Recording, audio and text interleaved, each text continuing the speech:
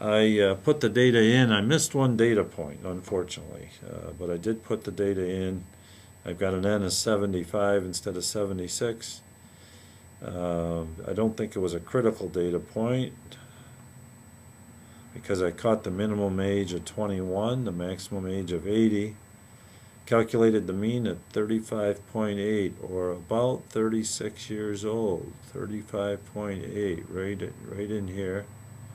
Just pulled a little to the right of this bar, so a little bit off in this direction. And the median though is 34, so the mean is 35.8, almost 2 years older than the median, because the median didn't get impacted by the older actor Jessica Tandy out here winning her award for driving Miss Daisy. If you haven't seen that movie, it's a great movie. You can watch it a couple times. But now back to skewness. So skewness would occur this way if it were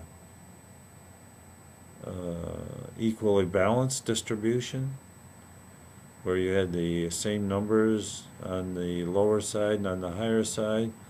All three, mean, median, and mode, would be right at dead center, right at the peak. If they were biased off to the right-hand side, the mode would be over here where the peak is. The median would be underneath the curve a little bit to the left here, and the mean would be pulled down towards these values that bias this data, or that was an outlier with this data of younger ages. These would have been older ages. Would have meant our bar chart had piled up for 40, 50, and 60 year olds instead of 20, 30, and 40-year-olds. This is the 20, 30, 40-year-old. The mode is here. The median was 34, I believe, 34 or 35, and the mean was 36.8.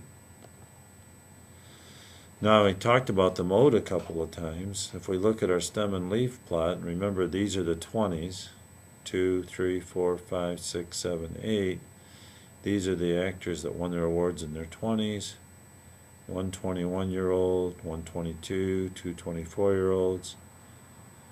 Well, here is the most frequently occurring number right under our largest peak here. It's 2, 4, 6, 7, 25-year-olds. See how I'm getting that? Or 35-year-olds. 10s are 3. And I look up above the 3s here to the leaves, and we recorded 1, 2, 3, 4, 5, 6, 7 35-year-olds. So that's where the mode is. And I think that plays out that the mode would be right up here in the center. Let's go back and look. And that's the tallest bar here, the mode. So the mode is occurring right back here under the tallest area of the curve. The median is a little bit to the right of it, and the mean is a little more to the right of that. So that's the idea of measures of center and skewness, and how they're tied into distributions. And these are important concepts for you to keep in mind a little later on, but it starts to open up that discussion of distribution and where the measure of center is impacted by either low values or high values, where the mean gets pulled in the direction of the outlier or the lower occurring or higher values. And our stem plot helped us pick out the mode.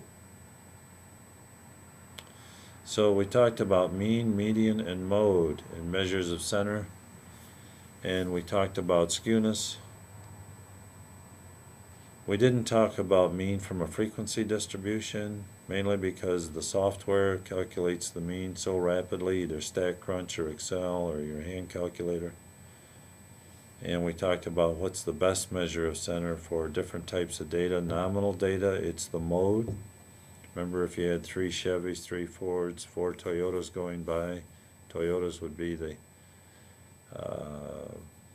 mode. You wouldn't take a median on that, and you wouldn't take an average. So enjoy your statistics. We're going to talk about other sections in Chapter 3, but I wanted to talk to you specifically about measures of center and how they play into our histogram and distributions that we look at. Take care.